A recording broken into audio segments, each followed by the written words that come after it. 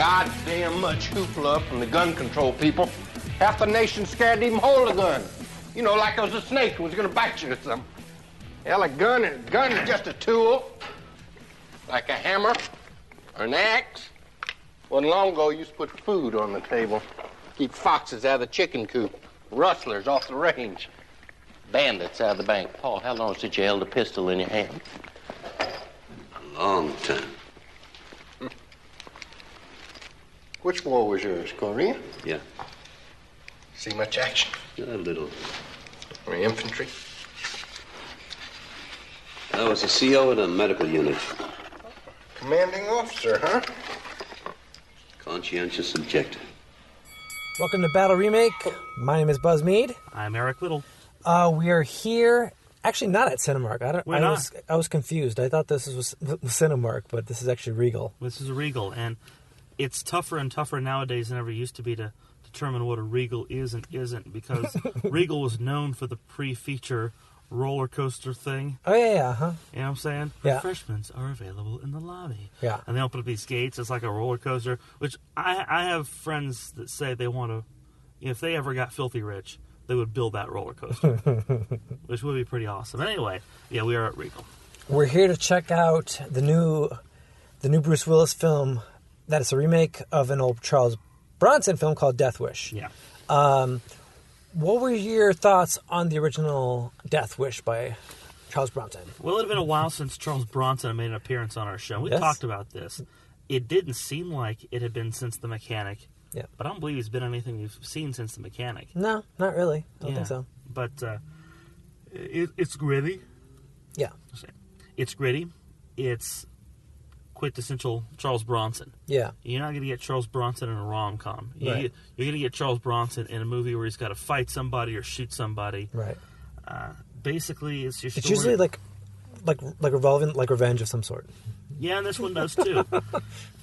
He's got a good life. He's an architect. He's got a wife and a married daughter.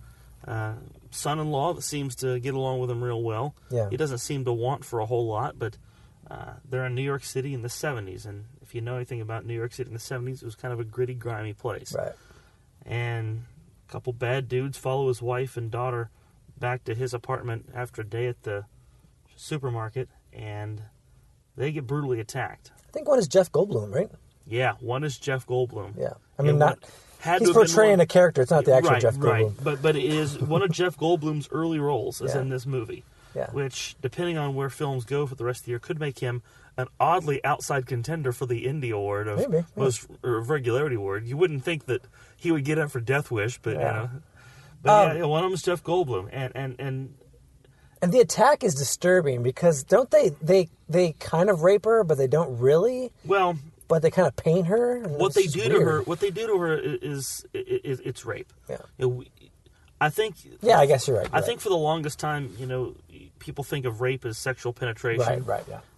It's any kind of an assault. You're right. You're completely right. Right. Well, but I'm with you though. Yeah. Like when I hear rape, the first thing I think of is she was penetrated. Yeah. No, the daughter gets groped, fondled, and painted. They spray painted. They paint her asshole. Yeah. And it's almost to the point to where like they stop just shy of penetration. Yeah. And that's only because do they break them? Do they break her neck? They break the mother's neck? I think so. They don't shoot her. Yeah. But they're roughing her up, and it goes a little farther than they intended. Yeah. So Charles Bronson's at work, finds out that there's been an attack and a robbery at his home, and he's heard of the news. The news has not been good. Yeah. And he goes to the hospital, finds out his wife's dead, and his daughter's, in really bad shape. And basically, for much of the rest of the film, she's a vegetable. Yeah. Like she's comatose, but in such trauma that she ends up going to like a sanitarium. Yeah, it's like a nunnery or something. Yeah, and it's a Catholic sanitarium out on Long Island. So he, for all intents and purposes, he loses his wife and daughter. Yeah. Poor son-in-law, I don't know what to do. He's trying to care for her, and he's never going to get her back. And it's a bad story.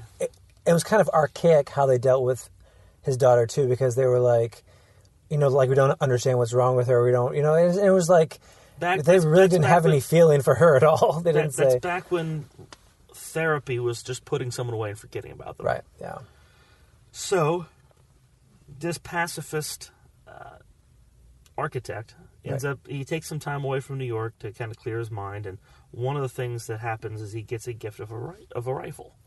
Yes, he goes to do a job in Arizona or New Mexico or something like that. Yeah, and the guy who plays his contact there, I wish I knew his name because he usually plays really creepy guys. Yeah, but it was kind of a different like role for him, and they kind of become friends, and then he actually gives him the gift of a gun, which is. It seems like a weird because he kind of sneaks it into his suitcase or whatever. Well, this is a pre 9/11 world for sure. That's true. Yeah, because he does not actually physically give him the gun. Yeah. He slips it into a suitcase, and he's able to fly home on it because they don't check for those kind of things. There's not TSA. Metal detectors aren't around. Yeah. So he opens his luggage at home to find a gun. Yeah. In which, if you plant a gun on somebody nowadays, it's a lot more of a serious deal. Right, back then it was just a subtle way to give someone a gift. Yeah. So he kind of takes it to heart and uses it to make himself feel safe when he's out walking at night. And I don't think he's really intending at first to do anything. He doesn't seem to have any ill intentions at first, but he's out at night and he does get. They make an attempt to hold him up. He turns and fires the gun, shoots the guy. Yeah.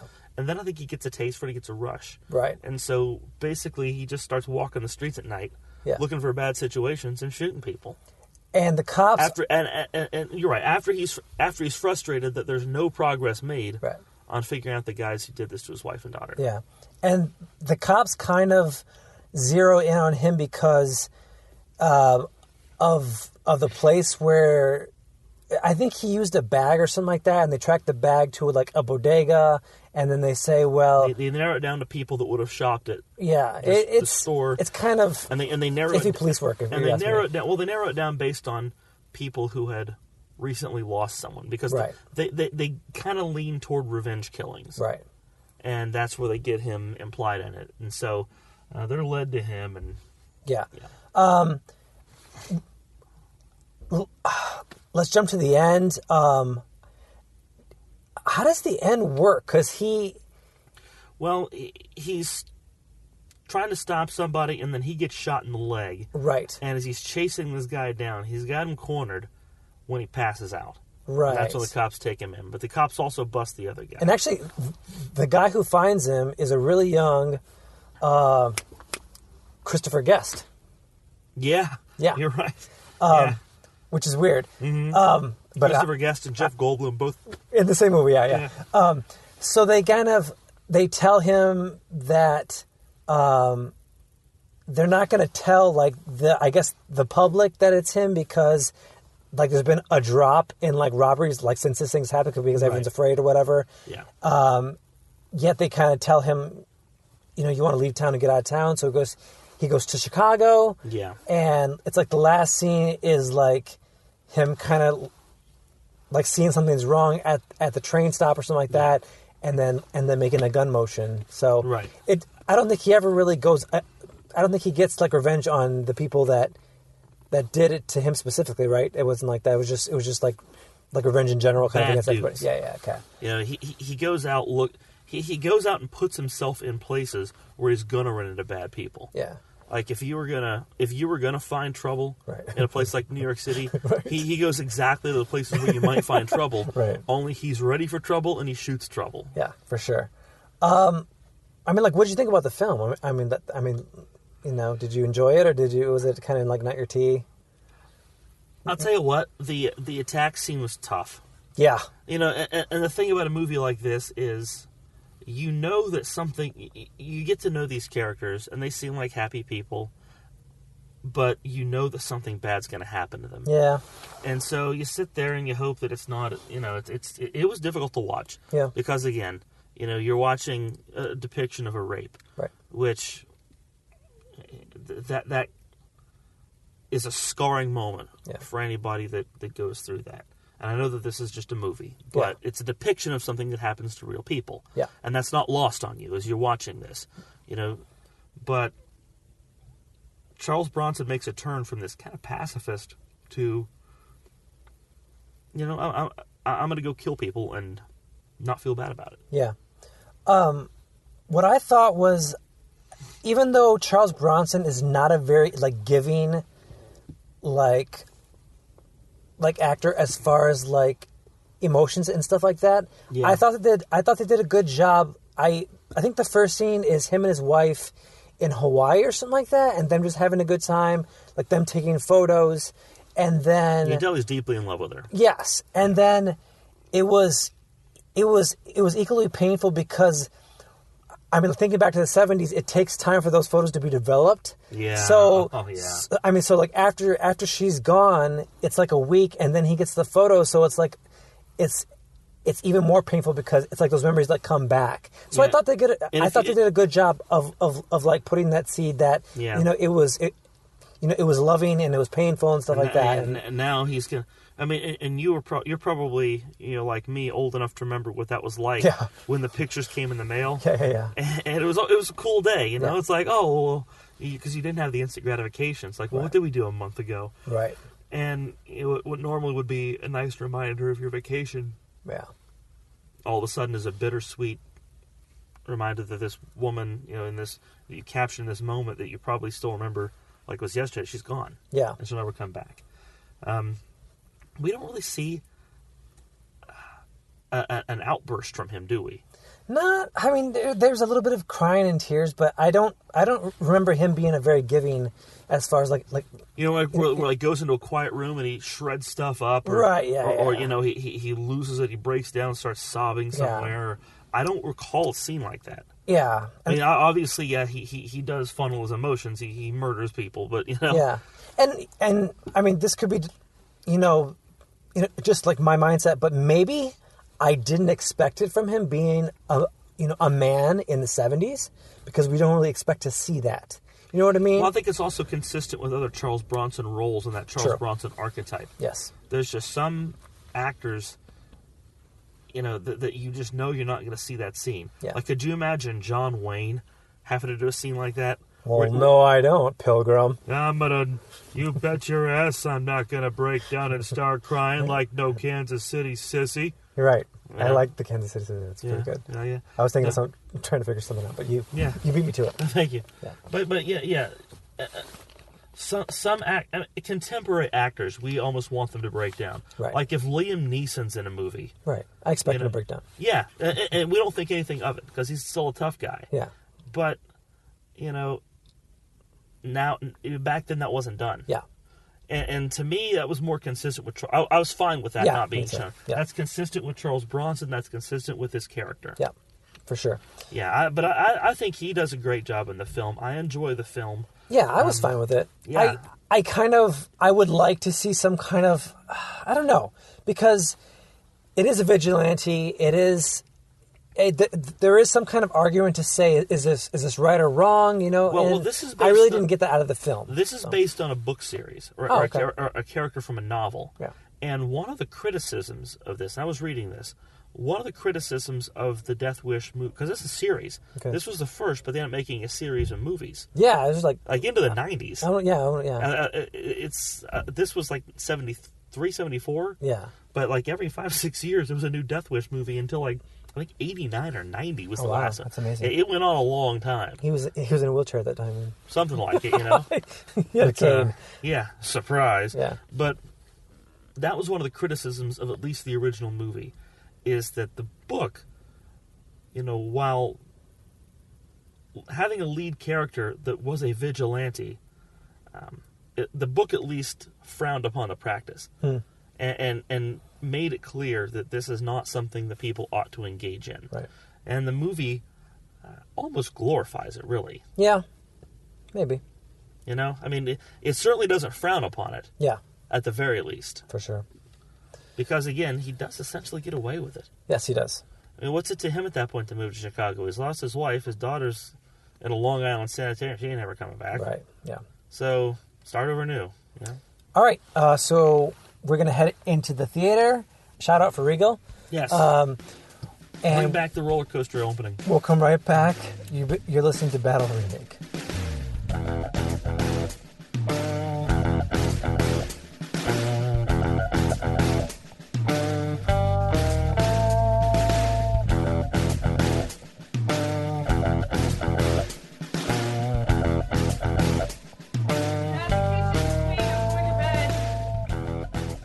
honey.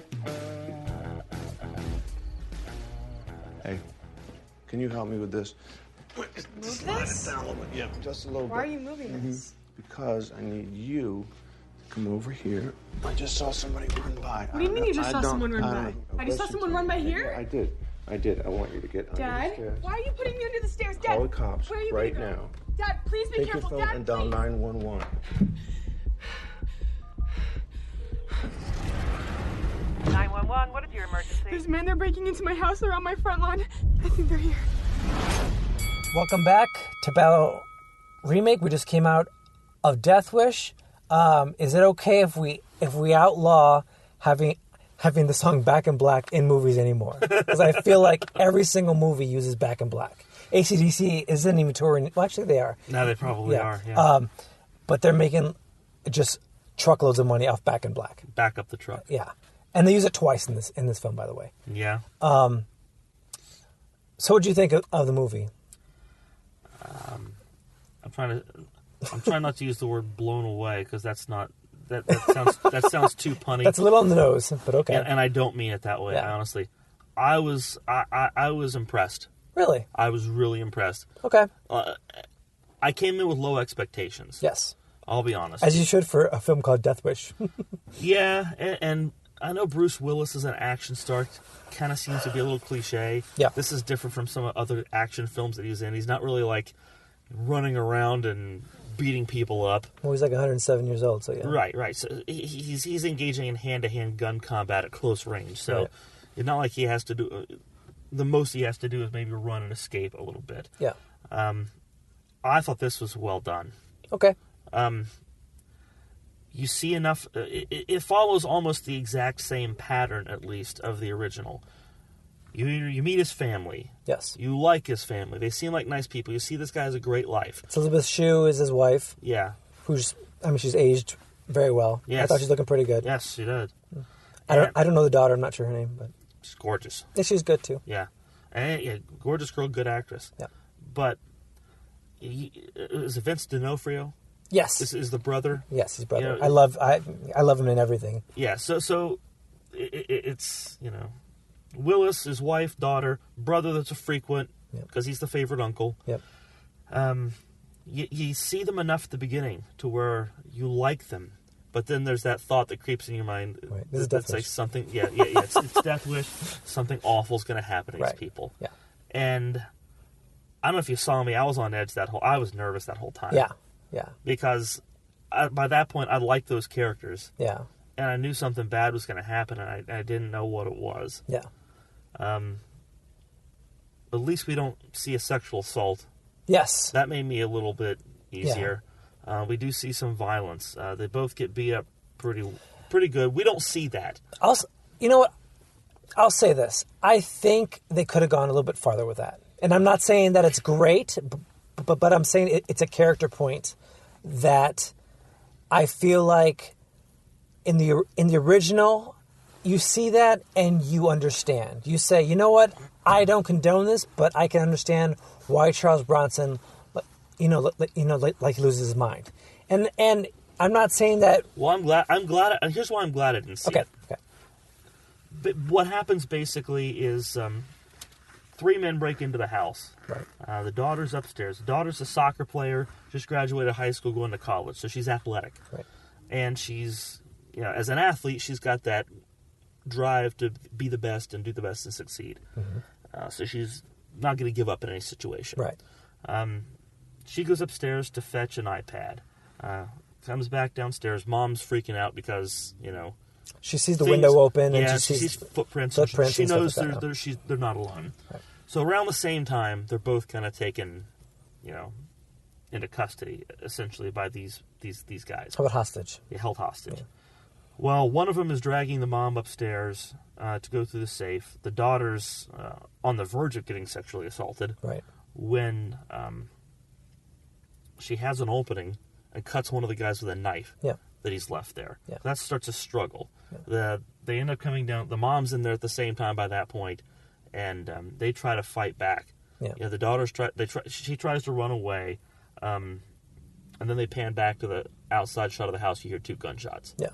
Like they don't these guys don't want to commit don't want to shoot these people, but they feel at this point they have to. Yeah. Plot point that's different. In the original, the Charles Bronson character is an architect. Yep. In the remake, he's a doctor and a pretty good trauma surgeon. Right, that was interesting to me. It was interesting to me too, and it filled a lot of plot holes. Yeah. First, he deals with gun trauma victims all the time. Right. So he hears the descriptions, and it doesn't even register that this is a description of his daughter and his wife. Right. Yeah. And then finally someone stops him on the way into the room and says, "Hey, you can't deal with this one." And so then he really freaks out, and but wife shot. Daughter, is they tell you what it is, they tell you what's happened. Right. The wife gunshot to the chest, daughter basal skull fracture. Right. So to me, that's why I don't need to see what happens to them. Yeah. I'm told what happens to them. Yeah. Or at least the injuries. I can kind of discern where it goes. Yeah. So. I have a question. Okay. Why not just shoot the daughter? They might have. Oh well. I don't think they did. No, you would think they would have dealt with that. Right. See, I just it was sloppy. It was kind Not of to be a jerk or anything, I just assumed that was where one of the gunshots went. But you're right. Yeah. She wouldn't have a. Well, I don't know. She had a bandage on her head and bandage. I don't think they shot her, and I'm not saying. Or if they did, they did not depict that well. Yeah. They did not depict gunshot wound. Yeah. Although that could have been the skull fracture. Maybe she might have been shot in the head. I don't know. I don't think so. Yeah. So this is what I'll say. I thought it was a good script by Joe Carnahan. He's also a director. He directed The Grey. He directed this really great police movie called... what is it called? Do you know what I'm talking about? I don't. Okay. It was with Ray Liotta and Jason Patrick. God, it's really good. Okay. Anyway, he's kind of in director Joe right now, but it's a good script by him. I thought it was pretty good. Okay. There's a lot of convenient plot things, like the gun falling out of the guy's, pants, and you looked over at me and you said that was convenient, And that's, because after the attack happens, he considers it. He goes to a gun store. Yeah. And then that's kind of, I thought that scene was interesting because he's like, he does the whole thing. Well, he knows enough not to buy one right then, because then they're going to... Well, no, it's not that. He does the whole, it must take a while to get one of these things, right? No, it's easy as pie. Everyone passes the gun safety class. Yeah. Which right there's your commentary right there. Yeah. What I also found convenient, but like you said, to go back to your point, one of the suspects or one of the guys he's treating has a gun fall out. No one notices the gun falls on the floor during the surgery. Right. And what happens is he kicks it under the bed, retrieves it later. It's a Glock, and that's what he starts his shootings with. He trains himself. Right. I like the element of him training himself because we're in a YouTube age. You can literally learn to do anything you want online. Right, and he does a few different times. Yeah, which is fine. Yeah, I don't like it when social stuff is in movies because it's very to our time. So it doesn't make it very timeless to me. Because we'll look at that in like 10. In 10 years, and we'll be like, "Why is he watching YouTube?" But there's a lot of other things though that we've tied to that time, though. We've tied it that's a movie from the '90s. That's how we would have done it in the '90s. Maybe, yeah. You know what I'm saying? Yeah. So, for instance, You've Got Mail. Yeah. That's a movie that exists in its time.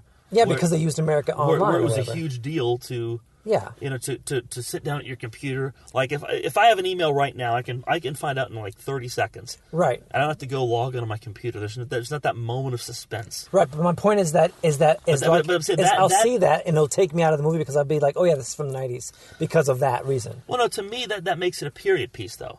That's where that's where I look at it. You know what? People did do that in the 90s. Yeah. You know what? People in 2018 did look up crap on YouTube and teach themselves how to do stuff. Yeah. There's two kinds of people in the world: people that have taught themselves to do something off YouTube, and liars.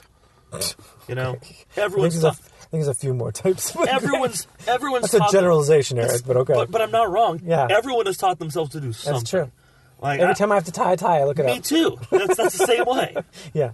But to me, that makes it relevant. Yeah. That's a depiction that I like. Okay. The fact that he's a doctor, convenient. I knew it would be, because he's got access to drugs. He's got the ability to suture his own wounds. He's like stealing hoodies like crazy. But yeah, he's going to the hospital. He steals like 4 hoodies. I thought that was crazy. He goes to hospital laundry, right. And that's where he gets his hoodies that he goes out and uses, because he just throws them away when he's done. Right. You know, I mean, he uses those. That's an easy way for the cops to find him right there, because someone says who's doing laundry. Yeah, we have like 4 hoodies missing. Well, there's a scene where he's in a shootout at a hole-in-the-wall bar, right? And he's got a tag from the hospital. Tag on. Yeah. So if they really wanted to tie it to the fact that all these hoodies that match the description have tags from a hospital, that really is a way to trace it back. But another thing I liked, the fact that he's not just out being a vigilante. He's being a vigilante to try to get the people. I like that too. That took down his wife and daughter. Yeah, that makes more sense to me. Yeah, me too. That makes more sense to me. Yeah. And he's able to trace it back. Yeah. He can follow one thread to the other, you know? Yeah. And it's not tough to figure that out. Like, you and I could do it if that ever happened to us. Right. And I'm not a knock on the police, you know, but he's just going it from a more direct route. Right. Than they could or would. So I thought the script was smart. I thought it was fine. I liked most of the actors. I can't get into Bruce Willis, and I don't know if it's because I've heard a lot of bad stories about him as far as just him the person or whatever, but I feel like even though he is a Charles like Bronson like type of actor, like where it's not he's not very giving. Every time I see it, I don't believe it, you know. So like if Bradley Cooper was in this role, or like you said, Liam Neeson. Yeah. You believe that. You believe that emotion more, you know? Liam Neeson would never do this movie because he's trying not to do this movie anymore. Right. Here he did this 3 times. Right, exactly. Yeah. And somehow he's still a good dad. Yeah. Lost his daughter 3 times. But, I was fine with Bruce Willis in this role. I was watching him the scene like where his wife died. Or at the funeral? Yeah. No, I think he goes in to see the body or whatever like that. Yeah. And I think I needed more like motion out of him, because it didn't seem I just didn't buy it, you know. Well, I mean, I look at that as one of those cases he's probably in a bit of shock. He's not a very we see some joy out of him in the beginning. Yeah. But you just lost your wife, your daughter's in the hospital. Yeah. And that's overwhelming. I saw like more like emotion out of D'Onofrio. Yeah. Vince D'Onofrio is that brother that just flies off the handle when he shouldn't. Yeah. You know, that's he was perfect for that role. Yeah. Absolutely perfect in this movie. Yeah. But I kind of like Willis as that older, you know, tries to be a little wiser, tries to be a little bit more laid back and calm and reasoned and rationed. Yeah. I kind of like Willis in this type of movie at this phase of his career. I think there's potential for him to do more in this realm, where he still can be the guy that is dangerous, the guy that shoots somebody, the guy that isn't afraid to use force. Yeah. But the guy that's maybe a little more measured in how he does it. Yeah. Well, ironically, they kind of switch locations on us, because it starts in Chicago and they end up in New York because she goes to college. Yeah. Spoiler: she's okay. Right. She gets, and he ends up getting like revenge on everybody, which is fine. Yeah. So there could be a Deathwish 2. Could be. Dean Norris is the chief. Lost in New York. Yeah. Nice. Is that good there? We're the sticky bandits. That's what they were the second one. I know. Dean Norris is the detective in this. I like him from a lot of stuff. He's good. He's fine. He's in some different things. I want to point that out as something I liked. Yeah. What else do we want to touch on? I mean, there's social commentary, but I feel like. Well, go ahead. The ending. Yeah. This is, and I want to go back. I want to go back to the media and the ending. Okay. The media. Yes. You know, we see depictions after every shooting of how talk radio depicts this. And I thought the one guy, it was like the Mad Cow show or whatever. Yeah, Mad Cow. I thought it was Alex Jones.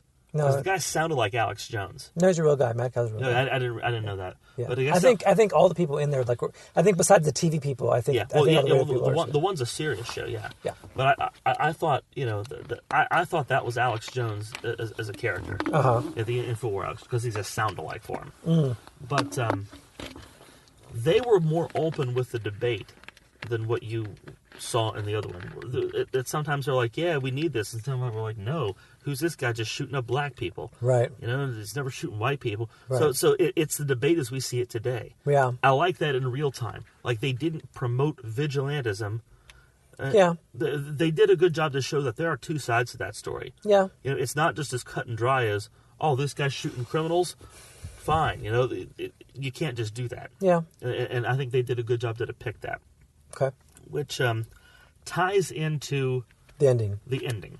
Because in the end, what happens, his daughter gets out of the hospital, but he has finally gone to the gun store then to purchase some things. Right. After he's gotten good with his Glock, but he's gotten some detection with the Glock. Right. And he ends up arming him. Is it fair to say arming himself to the teeth? Yeah, I mean, he has at least 2 guns. Yeah. I think one's semi-automatic. Yeah. Wait, unless he gets that from the villain character, maybe. Yeah, there are at least... No, because he has one hidden. Yeah, there are at least 3 guns in the last scene of that movie. Yeah. Brother's over having dinner. Brother leaves. He's cleaning up. Daughter's about to go to bed. Then he realizes there's someone outside. So they're coming back for revenge. Yeah, he hides the daughter away, and he's kind of got it worked out what he was going to do. Yeah. You know, so they break into the house, and he's ready. Yeah. They lure him upstairs. They kill 2 of the bad guys upstairs. He goes downstairs, and it ends up being a showdown with the main mob boss or whatever that broke into his house and killed his wife. That instigated that killing. Yep. And Bruce Willis. And a joke pays off that was planted earlier. Right. That they have a special on a table that drops a gun out of it. Like yeah. You hit a button, it pops out, and you can just grab it and boom. Right. You know. And it's an AR-15. Yeah. Or something like that. Yeah, timely. It's semi-automatic. Yeah, and it's played as a joke early in the film, but then they pay it off at the very end, which I thought was clever. You know, it's good. What I took from that, okay, the way the media depicted this all throughout the film, they did a good job to use the media parts as a way to show that, you know, yes, this guy's shooting bad people, but no, not everybody should do it. And you know, this is the problem with the gun debate. Too many Second Amendment nuts are going to look at the end of this film and say, well, that's why we need assault rifles. Exactly right. That's exactly why. Yeah. You know? Because 2 of the 3 people that he kills in the final sequence of the movie, he used an assault rifle on. Right. And the only reason he doesn't kill the first one with assault rifle is because, you know, he's got the element of surprise. The only problem with that argument is that 2 of the 3 people who broke into his house also had assault rifles with them. Also true. Fully automatic assault rifles. And I'll admit, I've been somebody that's like, you know, why do people need assault rifles? Yeah. Why does Joe Citizen need an assault rifle? Right. And you watch this movie, and I know exactly what a Second Amendment. Yeah. You know, and I'm not saying I'm anti-Second Amendment. Yeah. You know, I just recognize the Second Amendment was written at a time when you're loading musket balls instead of, you know, magazines. You can just empty a clip. Yeah. This made me ask some tough questions of myself. Yeah. Because I've always been the thought of, well, shoot, isn't any gun going to be enough to disarm somebody? Well, no, it may not be. Yeah. I got my little Glock or my little pistol. I might shoot a guy in the leg or something, or shoot him and stun him. Right. But if I don't kill him right on the first shot, he's going to take his assault rifle and pelt my brains over the closet. You know, just right. I mean, and I think that's the problem. Like with the argument is like just because you have your gun, then someone else is going to have a gun, and then you get a bigger gun, and they get a bigger gun, and then pretty soon it just keeps escalating. Yeah. And I mean, I don't want to make this podcast about this, but it's like. It's all about fear. It's not even about that. But it has to be. I've threatened you. It's just that you're afraid of what could possibly happen, even though I haven't threatened you at all. It has to be a little bit about this because the issue is about this. Yeah. And this is timely. It's a timely film. It hits exactly when this debate is cropping up. I don't think this film, directly deals with though. I don't think it meant to. No. But you can't look at the themes in this film and not think of the things that are in the news right now. Yeah, agreed. You know, especially with assault rifles. Like, is it cool to see how the final scene plays out? Yeah, it's cool. He gets his revenge. Right. But at the same time, you recognize that, and that, like I said, was one of the first thoughts that went through my head. The Second Amendment, what am I looking for? These hardcore Second Amendment types. Yeah. You know, the folks that don't take my guns. I got every right to shoot this. Yeah. With the maximum force I can at you. Yeah. They're going to look at that, and that's what they're going to glean from it. Yeah. They're going to glean, see why we need these weapons? Yeah, but at the same time, it's a film and it's a movie. I mean, like, by all stretch of the imagination, he should be in jail right now because he killed... He should be, I mean, yes. It was self-defense, but they kind of have him that he was out killing people. I like the scene where Dean Norris tells him he knows, but he... Yeah. Yeah, that's great. The line that he utters at the end is... He says at some point, he said you should stick to saving lives. You should stick to saving lives, but there's another. He basically, there's something before that he says, where he basically lets him know that he knows. He says, "Are you?" He said, "Did you have a Glock before that?" He says, yeah. He says, "No." He says, "I got rid of it." He says, "I'm all done with it," or something like that. Yeah, I got rid of it before, but I'm all done with it now. Yeah, goes, You're all done. Yeah. But there's an acknowledgement without saying it. The two men know what's being communicated. Right. There. Yeah. There's an understanding. Yeah. I think that's cool the way they handle that. That's because it's a movie and the police can overlook it. The same way that they can overlook. I mean, like the gun stuff in the film. Because it's not real life Second Amendment people. It's not real life. This is a movie. Right. This is a film. This is a depiction of something that could have happened. Kind of so. That aspect, yes, but that attack at the end very much could have happened. Yeah. I don't know. Look for that to be some of the. We'll see. Talk about. I think it will be. I'm sure someone's going to pick it out because that's what they do. But that's the very first thing I thought of as that scene was playing out. Yeah. All right. So wrapping up, would you recommend the original or the remake to someone in This is what is this? Deathwish. No, That's a Wrap or whatever. That's a Wrap. That's a Wrap. I start the music. So. 2018. Really? I'm going to take the remake. Okay. I really like this film. Yeah. I didn't think I would like it that much. Yeah. This was a pleasant surprise. Okay. I will agree with you based on the Joe Carnahan script. I think it's good. Yeah. I'm still not a fan of like Eli Roth just because it's not my movie. There was a few torture things in here. I didn't ask you about that gore.